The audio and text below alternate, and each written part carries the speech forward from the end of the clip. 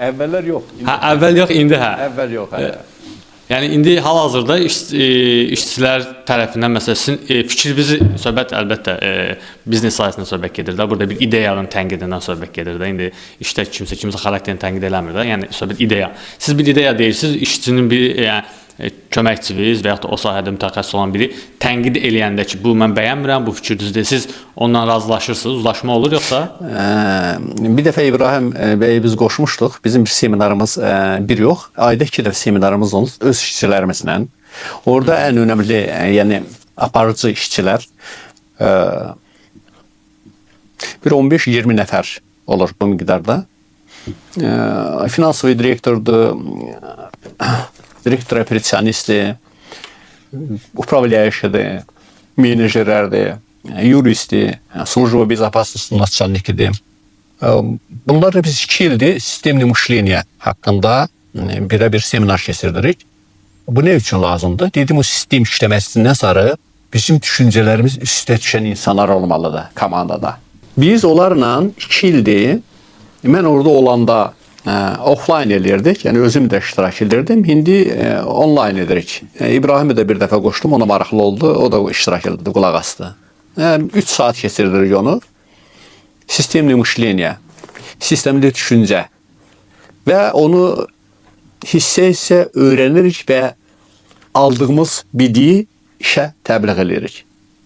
15-20 nəfər də öz işçiləri ilə onu bölüşür və 15 nəfər 100% bir-birinin başa düşür. Yəni bu nə deməkdir? Sistem belə yaranır. Və mən 20 nəfər komandada aparıcı qüvvə ilə fikirlərim üstə düşürsə, mənim problem olur 0. Yəni orada fərq eləmir. Sistemli düşüncənin birinci önəmli hissəsi nədir? Şəxsi inkişaf. Özümüzü öyrədirik, özümüzü dəyişirik. Sonra komandlı oxuma. Bir yerdə oxuyuruq, öyrənirik. Sonra bir baxış, həyata baxışımız, biznesə baxışımız, hər şey baxışımız eyni olur. Sonra onların təbliği, həyata keçirilməsi eyni. Yəni, əgər komandada insanların düşüncə birliyi varsa, görülən işdə keyfiyyətli olacaq. Orada elə bir şey yoxdur ki, mən deyim, hamını eləsən. Yox, birinci fikir mübadiləsi edilir, ən yaxşı fikir hansızsa, o qəbul olunur. Yəni, o dediyimi təkəbbürüşdən keçilib. Yoxdur bizim düşüncəmizdə elə bir şey. O çox önəmli şeydir. Əvvəlcə var idi. Mən elə bilirdim ki, mənim dediklərim həqiqətdir. Nəticə pis olanda da deyirəm ki, bunu mən demişəm. Qoy olsun. O biznesi öldürəmir şeydir. O taksitli müdür söhbəti var. Taksitli rukovodитель rus dilində elə çıxır indi məni bağışlasınlar yəqin ki. Həyatım çox istəsən Rusiyada olmuşam. Taksitli müdür, müdüriyyət. Onların yəni fikirləri necə olur? Mən dedim belə olmalıdır, elə olmalıdır. Nəticə pis olanlar belə ona fikir vermir. Çünki içində böyük bir təkəbbürlük var. Təkəbbürlük, ego. Çox maraqlı nüansdır. Biznes emosional çalarlara girəndə, biznesə neqativ emosiyalara girəndə artıq nə olur? Nə qədər texniki biliyin də olsa, nə qədər o sahəyə bələd də olsan, nə qədər təcrübən də olsa, bu cür məsələn təkəbbürlük kimi neqativ bir duyğu girir və məhv edir hər şeyi. Yəni komandan qaçır əlindən və qərarlar səhv edilməyə başlayır. Bu hər yerdə belədir məncə ümumiyyətlə. Hər sferada təkəbbürlü həmişə məğlubiyyətə məhkumdur. Yəni o köhnə insanlarda biraz da çox idi. Yəni qədim biz dövrün insanlarında, Sovet hökuməti dövründə bu təkəbbür daha çox idi. İndi şükür Allah insanlar hər şey informasiya var yəni. Mən elə başa düşmür cavanlar biraz daha qibqidi, daha sadəli. Ərşad bəy, biz biznesmen kimi düşünmək deyirik. Bir sizi bir biznesmen kimi başqalarından fərqləndirən düşüncə tərzi nədir? Biznesmen necə düşünür ümumiyyətlə? Adi insanla biznesmenin düşünmə tərzində fərq var.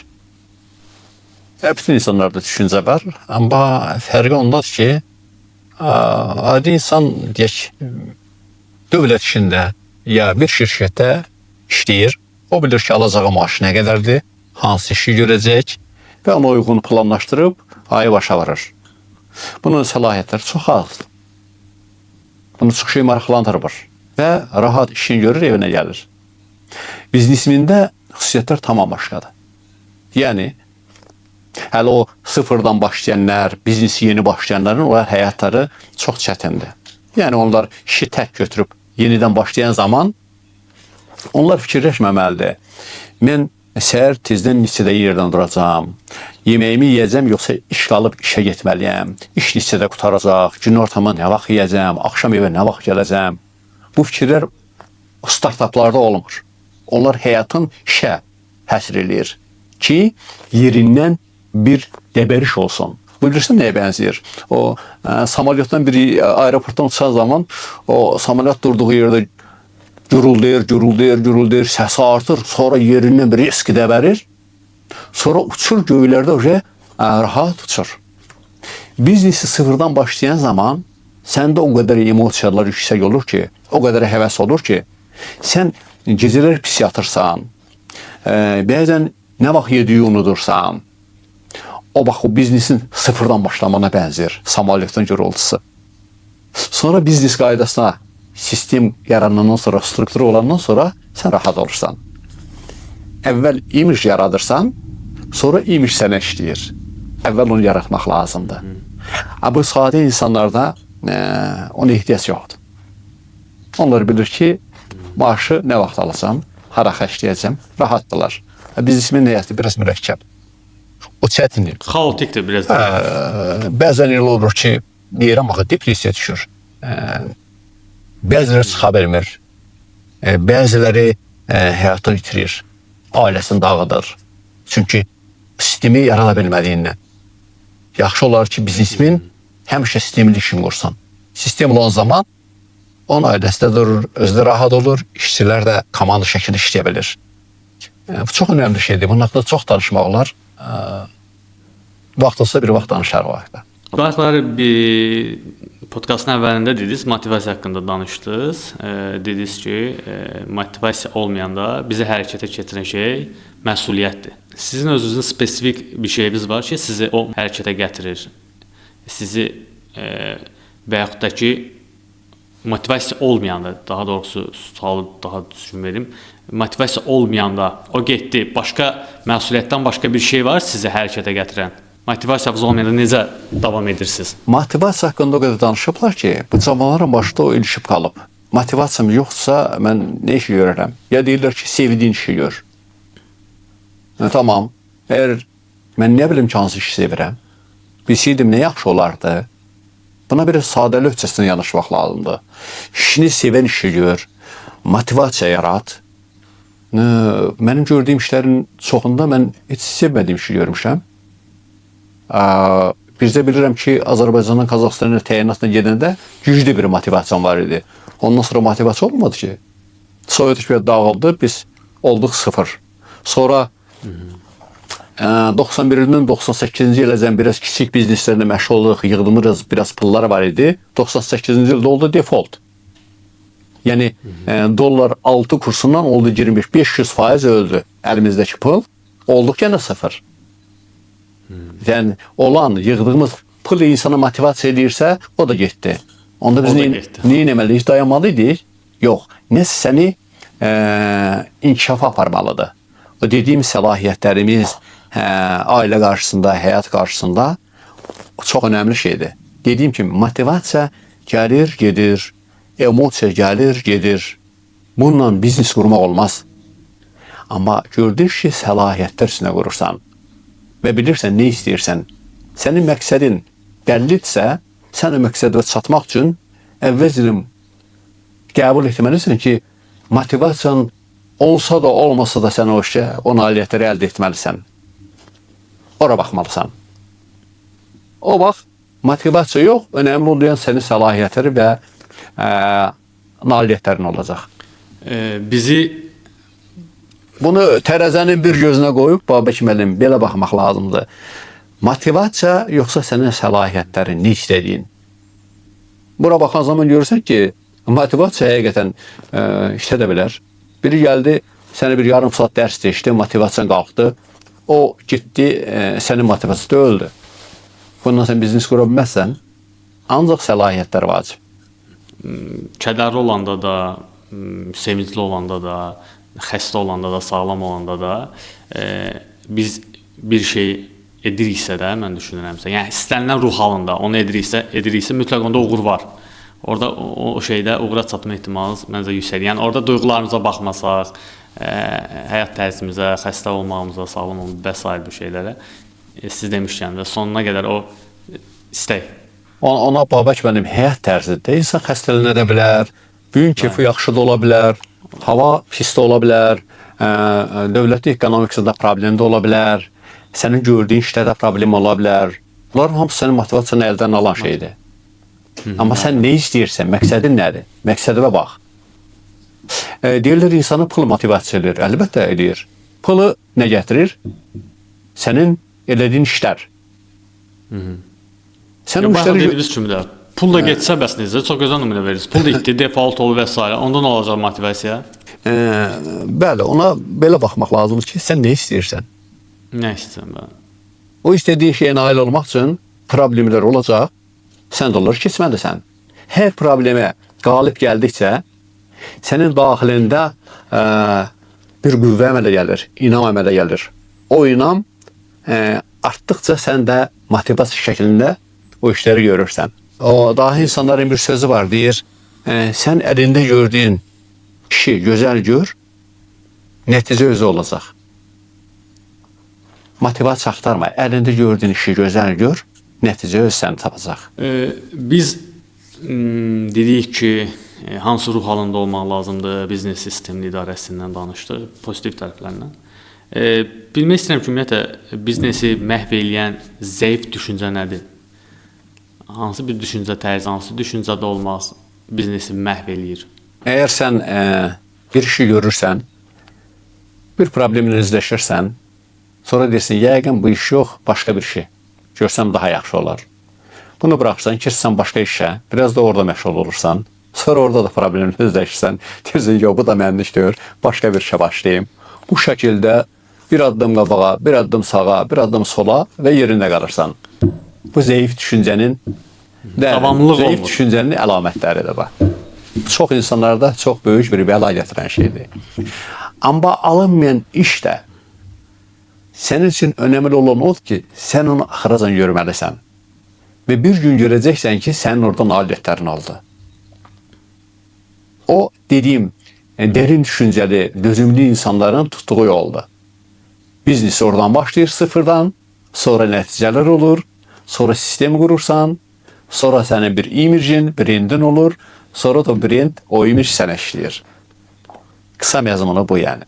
Deməli, Ərşad bəy, Türkiyədə bir biznesmenə sual verirlər ki, bəs siz əlinizdə olan hər şeyi itirsəz, sıfırdan yenə başlasaz, bura çata bilərsiniz yenə. Deyir ki, mən deyir, sıfırdan limon satmağa başlasam, limon kralı olaram.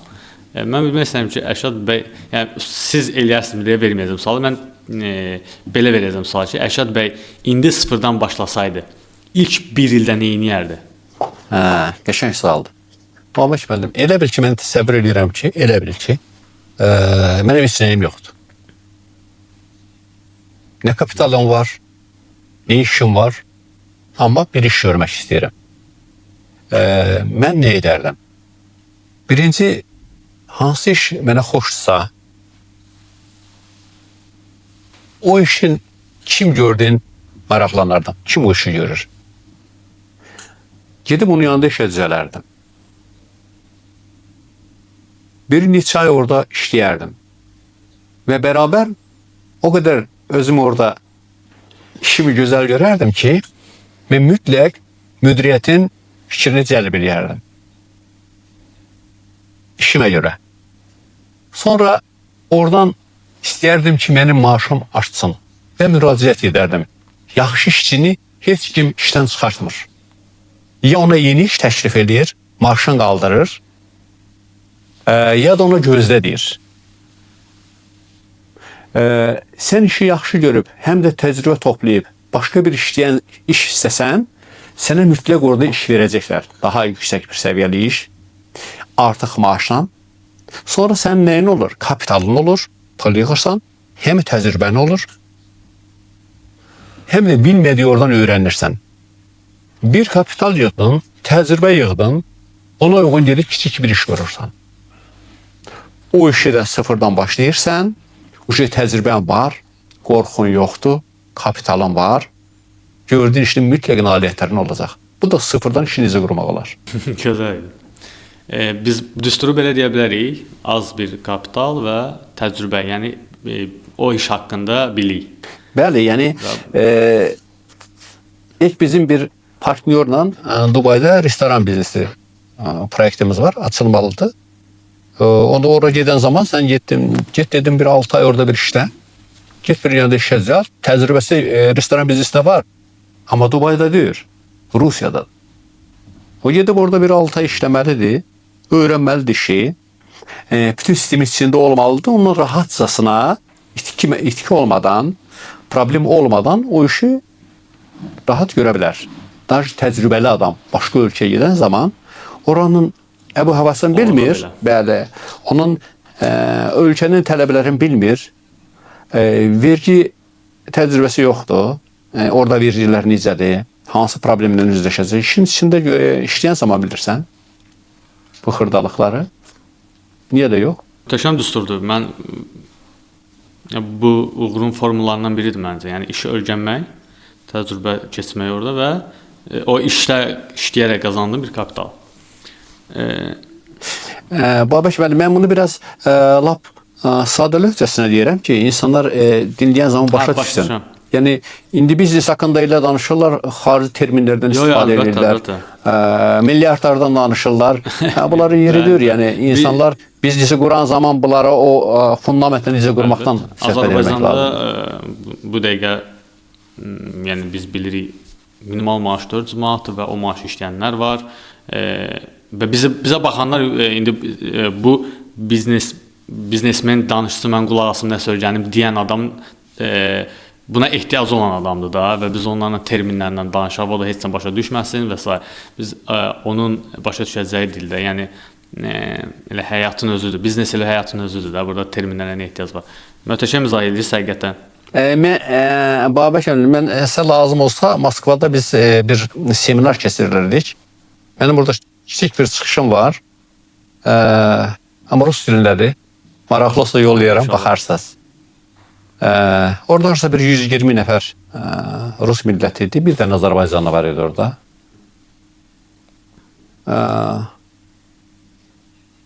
Yəni önəmli təcrübədir. Oxumağa, informasiya almağa hər vasitə var indi.